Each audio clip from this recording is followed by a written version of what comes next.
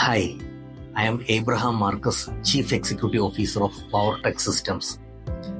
ഞങ്ങൾ fire protection സിസ്റ്റംസിൻ്റെ total turnkey projects ചെയ്യുന്ന എഞ്ചിനീയറിംഗ് ഫേമാണ്.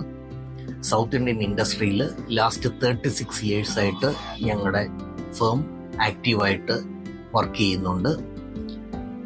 Multi storeyed buildings like apartment buildings, commercial buildings, malls, hospitals, hotels, other industries, ഇതുപോലുള്ള എല്ലാ ബിൽഡിങ്ങുകളുടെയും ഫയർ ഫൈറ്റിംഗ് സിസ്റ്റംസിൻ്റെ ഇൻസ്റ്റലേഷൻ ചെയ്ത് അതിൻ്റെ government approval, Kerala fire and rescue services ഡിപ്പാർട്ട്മെൻറ്റിൻ്റെ അപ്രൂവൽ എടുത്തു കൊടുക്കുന്ന സർവീസാണ് ഞങ്ങൾ ചെയ്യുന്നത്. അപ്പാർട്ട് ഫ്രം ദ ഇൻസ്റ്റലേഷൻ, ഞങ്ങൾ അതിൻ്റെ മെയിൻ്റനൻസ് സർവീസ് കോൺട്രാക്ട്സും ആക്റ്റീവായിട്ട് ചെയ്യുന്നുണ്ട്. അതിൻ്റെ പ്രിവെൻറ്റീവ് മെയിൻ്റനൻസ്, അതിൻ്റെ ബ്രേക്ക് ഡൗൺ കോൾസ് അറ്റൻഡ് ചെയ്യുക, ഇതുപോലുള്ള സർവീസസ് ഞങ്ങൾ ചെയ്യുന്നുണ്ട്.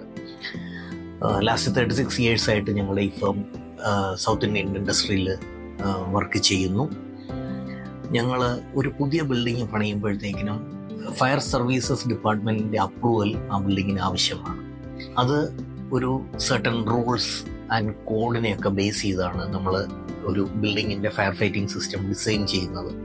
മാൻഡേറ്ററി ആയിട്ടുള്ള ചില റിക്വയർമെൻറ്റ്സ് പറയുന്നു. പുതുതായിട്ട് പണിയണം എന്നുണ്ടെങ്കിൽ എന്തൊക്കെയാണ് ഫയർ ഫൈറ്റിംഗ് അല്ലെങ്കിൽ ഫയർ പ്രൊട്ടക്ഷൻ സിസ്റ്റം അല്ലെങ്കിൽ ലൈഫ് സേഫ്റ്റി സിസ്റ്റവുമായിട്ട് ബന്ധപ്പെട്ട് എന്തെല്ലാം അറേഞ്ച്മെൻറ്റ്സ് ആണ് ആ ബിൽഡിങ്ങിൽ ചെയ്യേണ്ടത് എന്ന് വ്യക്തമായിട്ട് നാഷണൽ ബിൽഡിംഗ് കോഡ്, ഇന്ത്യയിൽ എവിടെയുള്ള ബിൽഡിങ്ങുകൾ പണിയുന്നതിനും വേണ്ടിയുള്ള ഒരു കോഡാണ് നാഷണൽ ബിൽഡിംഗ് കോഡ്. അതിൻ്റെ ലേറ്റസ്റ്റ് അമെൻമെൻറ്റ് വന്നേക്കുന്നത് 2016 അതിനെ ബേസ് ചെയ്തും പിന്നെ കേരള മുനിസിപ്പാലിറ്റി ബിൽഡിംഗ് റൂൾസിനെ ബേസ് ചെയ്താണ് നമ്മൾ ഈ ഫയർ ഫൈറ്റിംഗ് സിസ്റ്റംസ് എല്ലാം ഡിസൈൻ ചെയ്ത് ഇൻസ്റ്റാൾ ചെയ്യുന്നത്.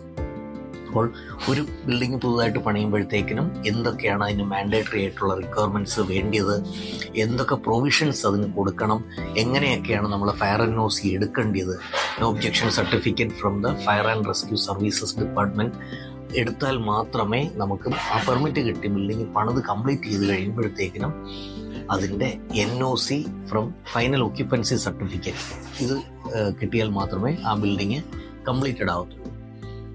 അപ്പം ഇതുപോലുള്ള സർവീസസ് എങ്ങനെയാണ് ചെയ്യേണ്ടത് അല്ലെങ്കിൽ അപ്രൂവൽ എടുക്കേണ്ടത് എങ്ങനെയാണ് എന്നൊക്കെ ഡിസ്കസ് ചെയ്യുന്നതിന് വേണ്ടിയും, അതുപോലെ തന്നെ ഇതിൽ പുതിയ റൂൾസ് വരുന്നതും ഇതിൻ്റെ അമെൻമെൻറ്റ്സ് വരുന്നതും റൂള് ചേഞ്ചസ് ഒക്കെ ഉണ്ടാകുമ്പോഴത്തേക്കിനും based on different occupancy base ചെയ്തുള്ള എന്തൊക്കെ അറേഞ്ച്മെൻറ്റ്സ് ആണ് നമ്മളൊരു ബിൽഡിങ്ങിൽ ചെയ്യേണ്ടത് എന്നൊക്കെയുള്ള കാര്യങ്ങളാണ് നമ്മൾ ഇതിനകത്ത് കൂടുതലും ഡിസ്കസ് ചെയ്യാൻ ഉദ്ദേശിക്കുന്നത്. അപ്പം നിങ്ങൾക്ക് എന്തെങ്കിലും ഡൗട്ട്സ് ഒക്കെ ഉണ്ടെന്നുണ്ടെങ്കിൽ please feel free to contact us. അവർ mail ID and phone numbers എല്ലാം ഞങ്ങൾ ഇതിൽ കൊടുക്കുന്നുണ്ട്. എന്ത് വിധത്തിലുള്ള സംശയങ്ങളും ഫയർ ഫൈറ്റിംഗ് സിസ്റ്റംസിൻ്റെ ഇൻസ്റ്റലേഷനായിട്ട് ബന്ധപ്പെട്ട് അല്ലെങ്കിൽ ഒരു ബിൽഡിങ്ങിന് ഫയർ NOC എടുക്കുന്നതുമായിട്ട് ബന്ധപ്പെട്ട് അല്ലെങ്കിൽ NOC റിന്യൂ ചെയ്യുന്നതുമായിട്ട് ബന്ധപ്പെട്ട് നിങ്ങൾക്ക് ഉണ്ടാകുന്ന എല്ലാ വിധത്തിലുള്ള സംശയങ്ങളും നിങ്ങൾക്ക് ഞങ്ങളുടെ അടുത്ത് ചോദിക്കാം. Thank you so much.